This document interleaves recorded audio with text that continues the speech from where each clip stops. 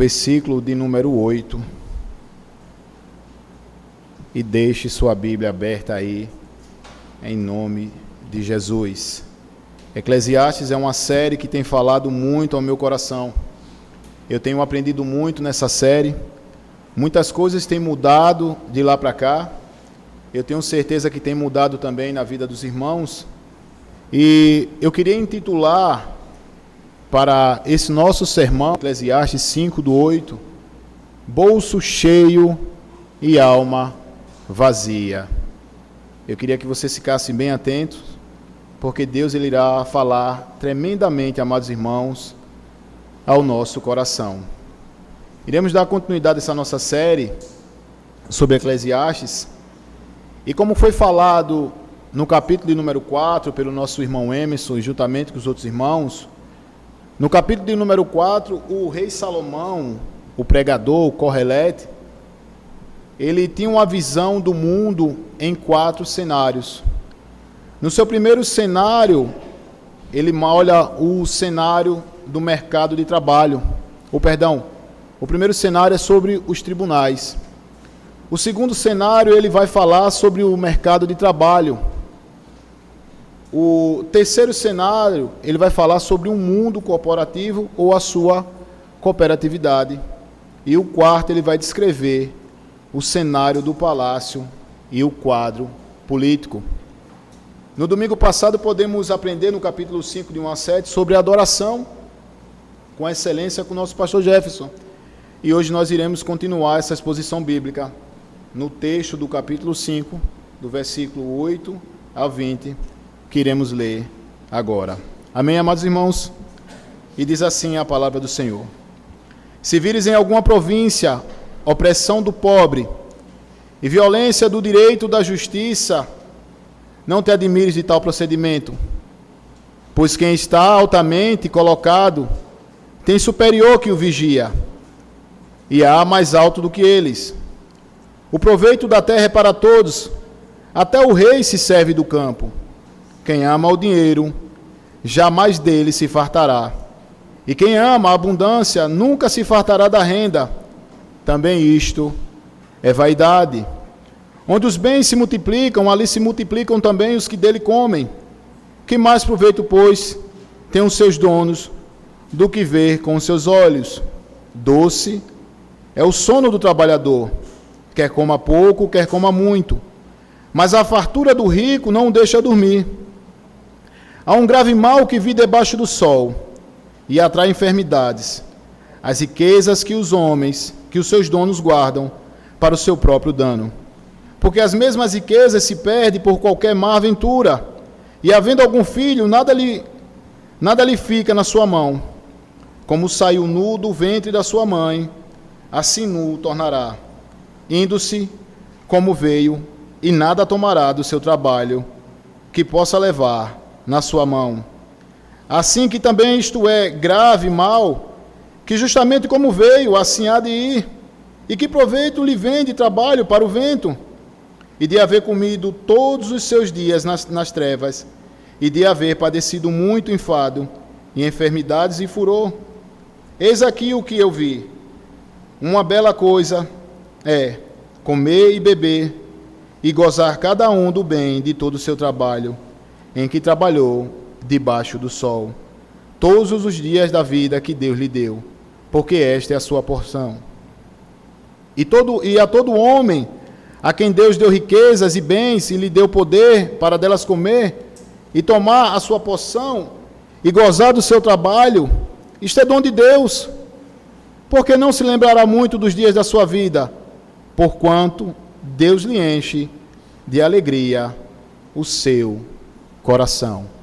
Vamos para mais um momento de oração, amados irmãos. Bendito Deus, nós te louvamos e te agradecemos nessa noite pela tua bendita palavra.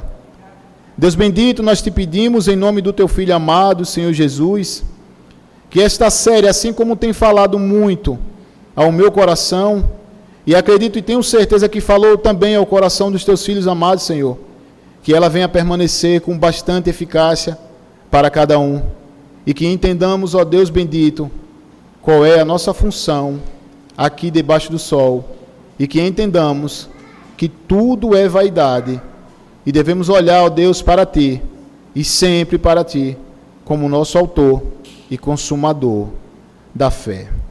Amém, irmãos? Amados irmãos, o clamor contra a injustiça. No versículo de número 8, o autor observa a realidade da opressão e corrupção no sistema monárquico de Israel, ou no contexto pós-exílio. Havia uma cadeia de autoridades em que cada nível explorava o inferior, e o pobre sofria sem defesa. Assim, ele lembra que a terra e o sustento de todos, até o próprio rei, depende do campo. Vivemos em um mundo onde não sabemos se temos algum direito. A injustiça social, ela é enorme. Salomão, na sua observação, ele entende que sempre haverá corrupção e desigualdade. Amados irmãos, nós temos visto no nosso cotidiano como é que anda a polarização no nosso país. Nós vivemos em um país onde praticamente estamos divididos. A nossa irmã Rejane, nas nossas aulas de terça-feira, ela sempre fala que nós devemos fechar as nossas abas. E se nós formos olhar para o quadro ao qual nós vivemos, quantas abas estão abertas sem podermos fechar? Encaramos uma realidade que nem nós mesmos entendemos. Essa injustiça ao qual Salomão fala, se nós formos observarmos à luz da Bíblia, há quantos anos atrás Salomão já falava de tudo que está acontecendo agora. E nesse quadro geral, quando nós vemos o autor observar essa realidade da opressão e corrupção no sistema monárquico de Israel, o que é que nós aqui nos dias atuais podemos dizer como anda a nossa política no país? E ninguém não venha dizer que política e religião não se discute, porque tais coisas têm que ser discutidas, porque o que está sendo discutido não é somente o nosso futuro, mas o futuro dos nossos filhos também. E Salomão está fazendo essa observação, e ele está observando o quanto nós vivemos oprimidos e o quanto há opressão em todos os aspectos e em todas as áreas ao qual nós vivemos. Se o camarada ele tem uma autoridade de pedir X valor, ele vai começar a cobrar o valor Y, mas acima daquele que cobrou o valor X, aquele outro que recebe o valor Y, há outro também que está acima dele. E se nós formos observar, como diz a própria palavra no versículo número 8, se vires em alguma província opressão do pobre e violência do direito e da justiça, não se admire de tal procedimento, pois quem está altamente colocado tem superior que o vigia, e há mais alto do que eles. O proveito da terra é para todos, até o rei se serve do campo. Se você for observar bem esses dois versículos, você vai entender que o rei, ele não arou, o rei, ele não plantou, o rei, ele não tem terreno, mas mesmo assim ele tem direito ao fruto do seu trabalho. E Salomão começa a olhar, fazer toda essa observação, e ele começa a ver uma injustiça social. E porque ele também não poderá plantar, e porque ele também não poderá, do fruto do seu próprio trabalho, colher, mas há sempre injustiças, e Salomão, ele observava sempre dentro dessa esfera, como era a desigualdade social, e havia sempre o clamor contra essa injustiça. E quando o autor ele vai dizer, se vires em alguma província a opressão do pobre e violência ao direito da justiça, não te admires. Se eu fosse perguntar a cada um de vocês como vocês estão observando o nosso quadro político, o nosso quadro de governo, o que vocês diriam? Realmente é verdade. Existe muita opressão em todas as áreas. Se formos colocar, existe opressão em praticamente tudo. Existe injustiça em praticamente todas as esferas. Se nós formos olhar a injustiça no trabalho, a injustiça nos hospitais, a injustiça nas famílias, a injustiça dentro dos nossos lares, nas igrejas, em todas as esferas, sempre haverá injustiça. Mas Salomão, meus irmãos, ele nos faz uma seguinte advertência: não se admire com essas coisas. E o que nós vemos hoje, ainda assim, Salomão ele lembra que a terra é o sustento de todos, até o próprio rei, ele depende de tudo isso. E por que oprimir?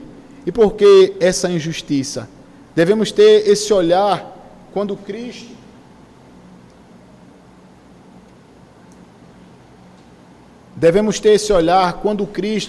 ele olha para a gente com um olhar de piedade. E muitas das vezes as pessoas batem num peito, estufa e diz: eu sou justo. E que justiça há em nós? Absolutamente nenhuma. Porque se cada um de nós formos colocados em um alto patamar de cargo, haverá sempre aqueles que são subalternos a cada um de nós. E nós iremos oprimir eles, porque aqueles que nos colocou em alto escalão, ele vai dizer: você oprime o outro, eu oprimo você. E essa cadeia, ela nunca para.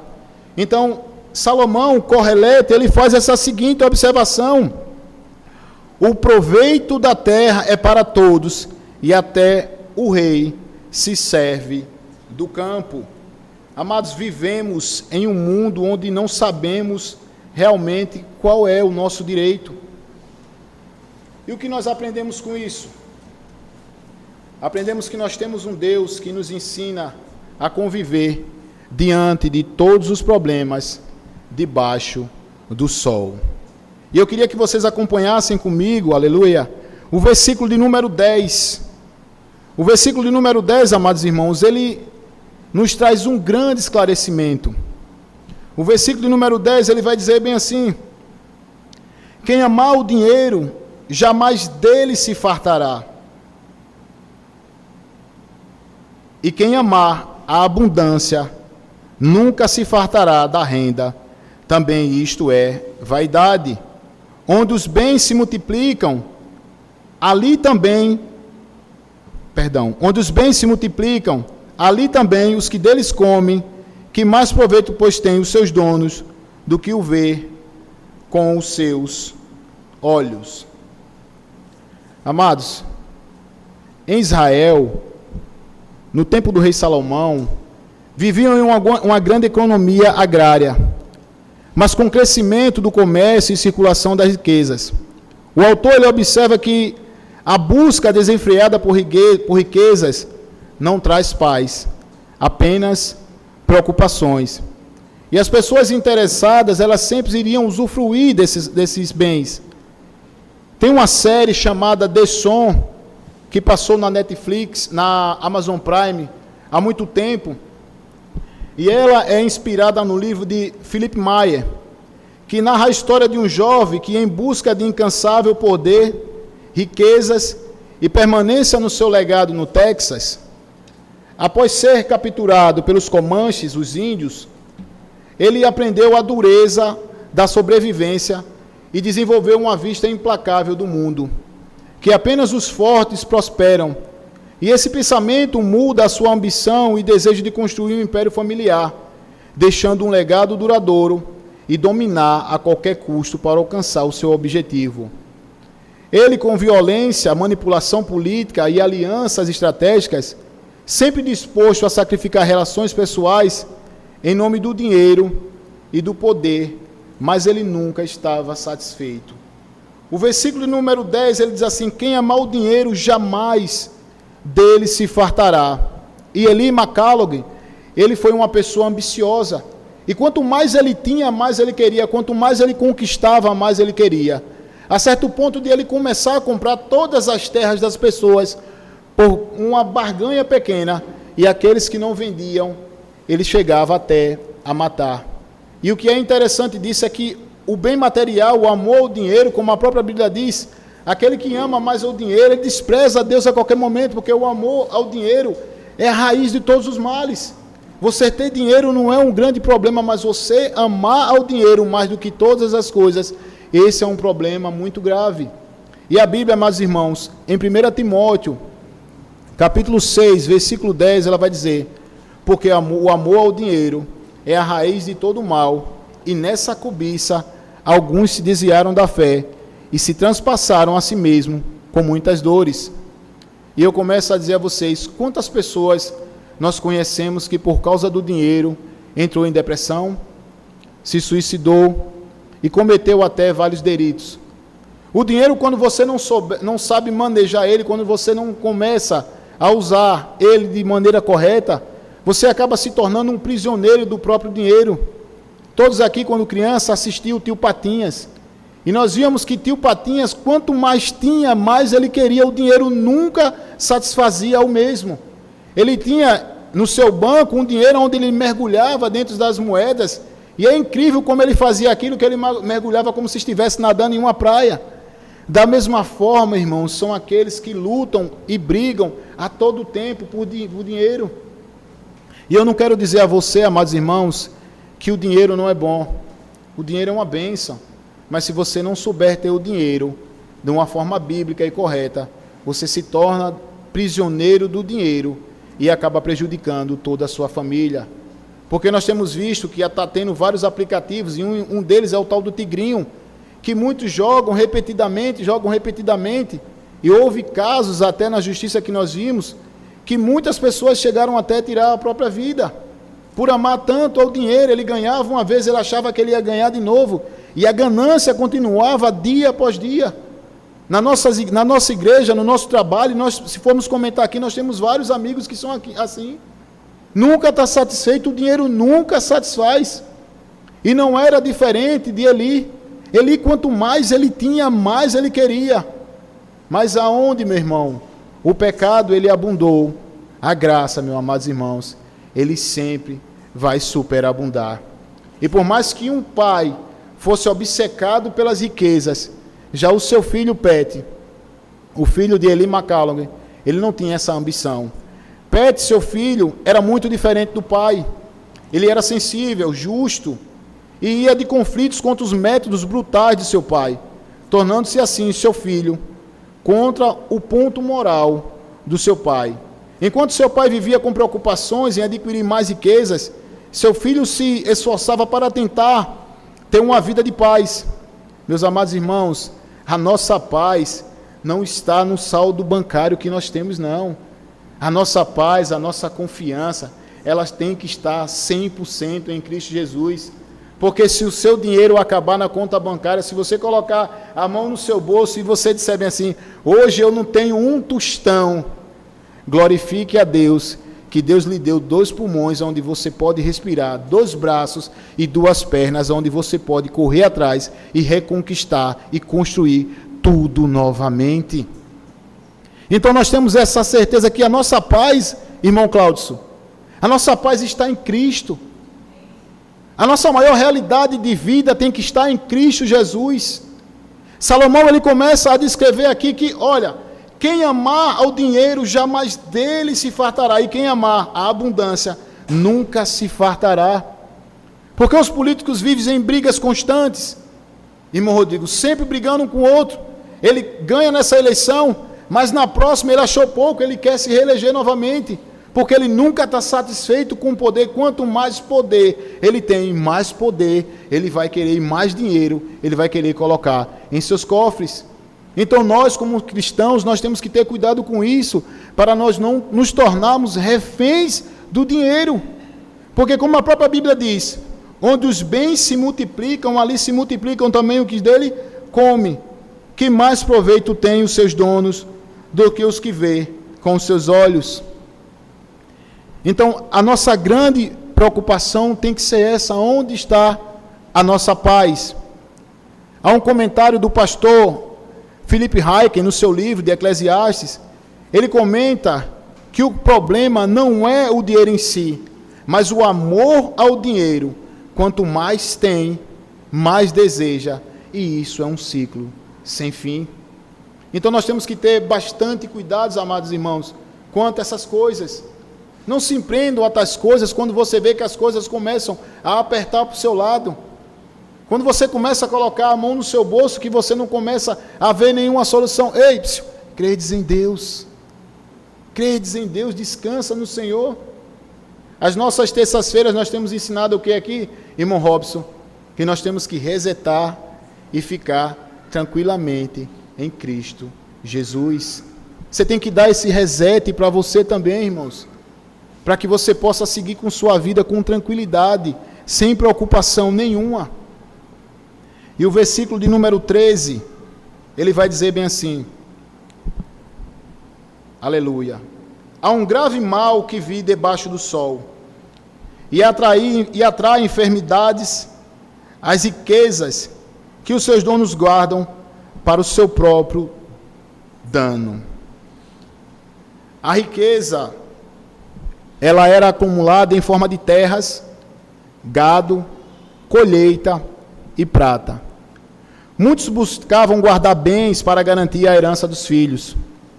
Guerras, tributos e corrupções podiam fazer até alguém perder rapidamente tudo o que ajuntou. Isso gerava uma grande frustração e sensação de inutilidade. Eu vou fazer uma pergunta aqui a vocês. Quantas pessoas aqui vocês já ouviram dizer que a felicidade dele está no dinheiro dele? Alguém aqui já ouviu essa frase?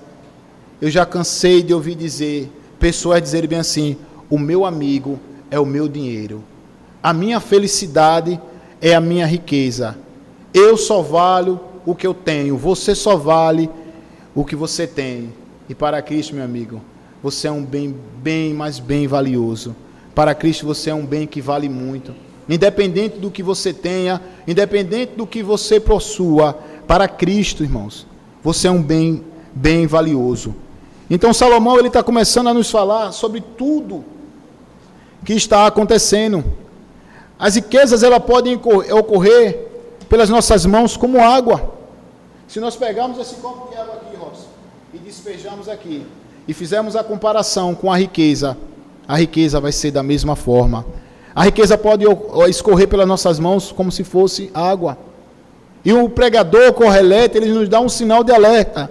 A nossa vida debaixo do sol é limitada todos os dias. A nossa vida, amados irmãos, debaixo do sol, ela é limitada. Então, toda riqueza, todo esforço humano, por maior que seja, não acompanha ninguém. Por mais que você seja o homem mais rico do mundo, a sua riqueza, ela jamais irá lhe acompanhar. E quem vai dizer isso é a própria Bíblia. Em Jó, capítulo 1:21, Jó vai dizer: nu saí do ventre da minha mãe, e nu retornarei para lá. O Senhor Deus, o Senhor tomou. Bendito seja o nome do Senhor. Mas a pergunta que fica é: será que todo mundo está disposto a perder tudo? Será que todo mundo está disposto a dar tudo? A Bíblia vai falar sobre aquele jovem rico, que quando chegou diante de Cristo, ele chegou e disse: bom mestre, que bem farei eu para herdar a vida eterna? Ele observa o modo que Jesus andava com seus discípulos. Ele faz uma indagação a Jesus. Ele faz uma pergunta a Jesus. Mas quando Jesus dá o checkmate, que diz assim: pega tudo que você tem, vende e dá aos pobres, e terá um tesouro no céu. Instantaneamente, o semblante daquele jovem mudou e ele recuou. Diferente de Jó, quando ele diz que ele veio nu do ventre da sua mãe, e para ele voltará, pois Deus deu e Deus tirou. Bendito seja o nome do Senhor. Amados irmãos, nós não podemos nos agarrar em tais riquezas. Se agarrar a tais riquezas é um grande problema. E a Bíblia diz: porque as mesmas riquezas se perdem por qualquer má aventura, e havendo algum filho, nada fica na sua mão. Nós devemos planejar bem a nossa vida, nós devemos planejar bem como nós administramos. O apego aos bens gera grandes frustrações. Muitos acabam consumidos pelas preocupações e inquietações, e no fim, percebe que nada disso possui nenhum sentido eterno. Amados, somente em Cristo temos um tesouro que não pode ser roubado, que é a nossa salvação. Então nós temos que ter essa plena e total convicção que Jesus Cristo ele está conosco todos os dias, nos fortalecendo, nos ajudando, nos dando direção. E muitas das vezes nós nos desesperamos por qualquer coisa. Nós queremos sempre construir, obter, e vivemos em uma vida estressada, uma vida que realmente debaixo do sol não vai nos levar a absolutamente nada. Nós devemos que ter essa confiança em Deus e descansar 100% do Senhor. O verso 15 diz: como saiu do ventre da sua mãe, assim no tornará, e indo-se como veio, e nada tomará do seu trabalho, que possa levar na sua mão.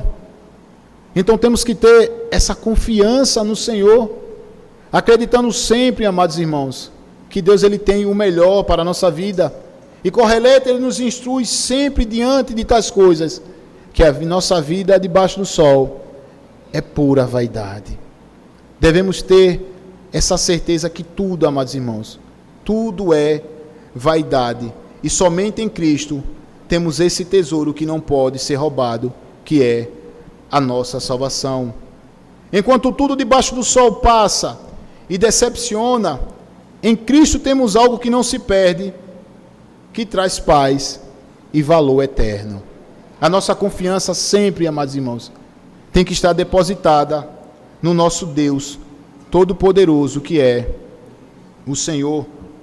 E no versículo número 17 diz assim: e havendo comido todos os seus dias na terra, e havendo padecido muito enfado, enfermidade e furor, eis aqui que eu vi uma boa e bela coisa, comer e beber e gozar, cada um de todo o bem do seu trabalho, em quem trabalhou, debaixo do sol todos os dias de vida, que Deus lhe deu, porque esta é a sua porção.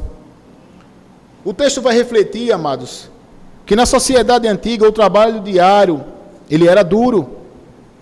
E se formos falar se o trabalho diário é duro hoje, nós vamos falar a mesma coisa. Quem aqui tem um trabalho mole? Eu acredito que ninguém tem um trabalho mole, porque você lá botar 8 horas de trabalho, a não ser as crianças, né?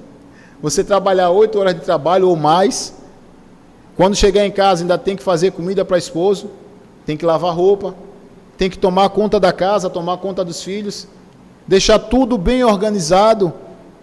E os homens que têm a responsabilidade de prover para a sua casa e para a sua família, e muitas das vezes ele até diz, não, eu tenho que sair para trabalhar, esquecendo do seu bem maior, que é a sua família, ele acaba fazendo sempre essa troca.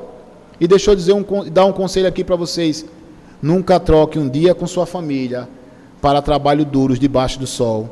A sua família é o seu bem mais importante que você pode ter. E o texto ele reflete da seguinte maneira: o trabalho diário é duro, mas Deus dá alegria em desfrutar o fruto desse esforço. Chegou um determinado momento na minha vida, amados irmãos, que Camila e eu trabalhamos muito para construir a nossa casa. E sempre nós ficávamos fazendo sempre aquele apertozinho. Quando eu dizia bem assim, amor, dá para a gente ir para tal lugar, ela dizia, não, essa semana não, porque como é que nós vamos pagar o cartão vai estar cheio.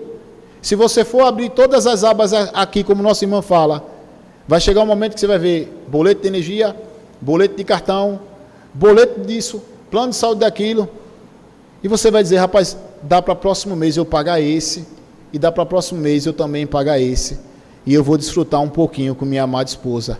Vou comer uma bela de um acarajé, né, amor? Com aquela pimentinha, vou tomar um belo de um refrigerante, e vou viver bem, meu irmão. Porque isso também, amados irmãos, é dom de Deus.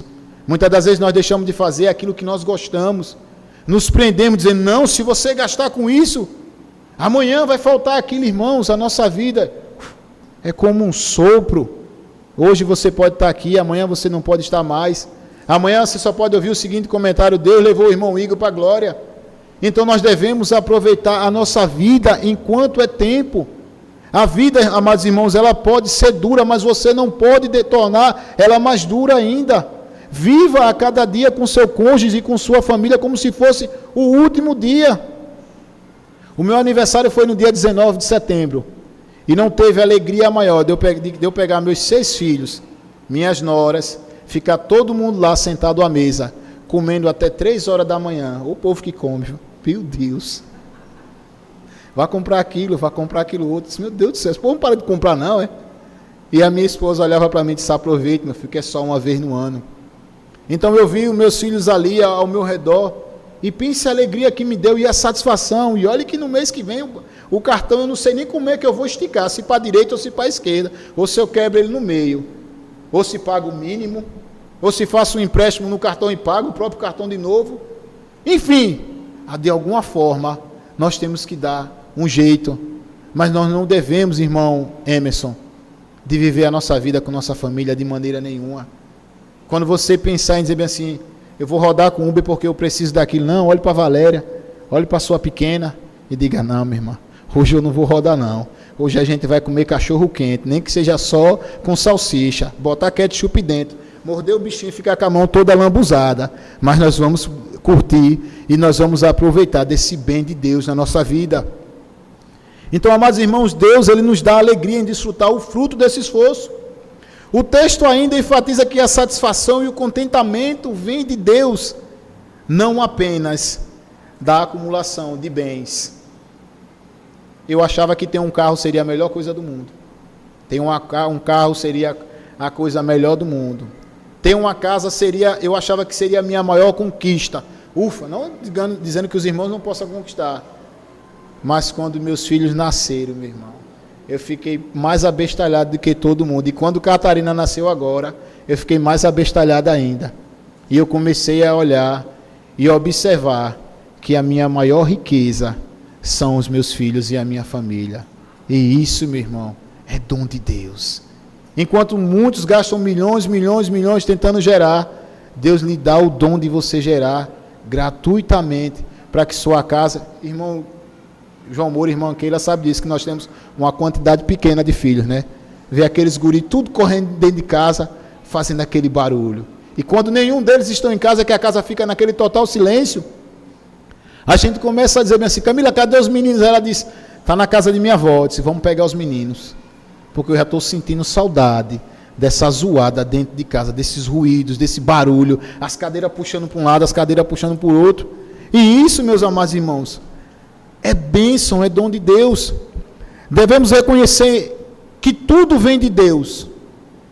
E o versículo 19 e 20, ele vai dizer assim, e a todo homem a quem Deus deu riquezas e bens, e lhe deu poder para delas comer e tomar sua porção e gozar do seu trabalho, isto é dom de Deus. Devemos, amados irmãos, reconhecer que tudo vem de Deus. Não viva o preço da ansiedade do futuro e nem o peso do passado. O contentamento está em viver a cada dia com gratidão a Cristo. E só de você acordar, meu irmão, isso já é um presente de Deus. E ainda que acordemos e na nossa mesa só tenha pão seco e a gente às vezes reclama, tem manteiga não, é amor? Ela faz, tem não.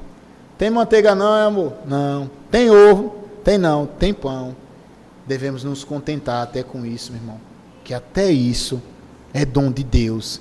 Se nós formos olhar a realidade, tem pessoas que nem têm um teto para morar, nem tem um carro para andar, nem tem uma mesa com cadeiras para assentar-se. E muitos deles não tem nenhuma família para compartilhar até as dificuldades que Deus dá. Porque até as dificuldades que nós passamos, isso também vem de Deus, para nos fortalecer e a fazer com que cada um de nós cresçamos confiando em Deus, independente de qualquer circunstância, independente de qualquer problema. Diante dos problemas, nós casais, nós devemos nos aproximar mais de nossas esposas. A minha esposa, meu Deus, eu acho que é psicóloga, ela é professora, é psicóloga, que às vezes eu chego do trabalho e só tem ela para desabafar. E a bichinha me presta o ouvido, meu Deus. Ela vai, amor, pode falar. Fale mais. E tem me emprestado o ouvido, e eu louvo a Deus pela vida da minha esposa. E isso também, meu irmão, é dom de Deus, devemos ser gratos a isso. Philip Ryken, na sua fala, em outro comentário, ele diz que a vida só tem sentido quando ela é recebida como um presente vivido diante de Deus. E eu lhe pergunto, como tem sido sua vida diante de Deus? Você tem vivido bem diante de Deus? Independente dos aperrengues que nós passamos no dia a dia? Como é que tem sido sua vida? Você tem murmurado? Ou você tem agradecido, Senhor, muito obrigado? Embora todas as coisas venham contra mim, embora esse tsunami venha todo contra mim, o Senhor é o meu escudo que está à minha frente para me defender de todo e qualquer dardo inflamado do maligno. Nós devemos ter essa confiança em Deus, essa certeza, e se alegrar nele sempre, porque se alegrar é melhor que acumular. Possuir sem desfrutar é vaidade. Ter pouco, mas viver com gratidão é sabedoria. Então, muitas das vezes a pessoa tem muito, mas ele não tem o muito que você tem.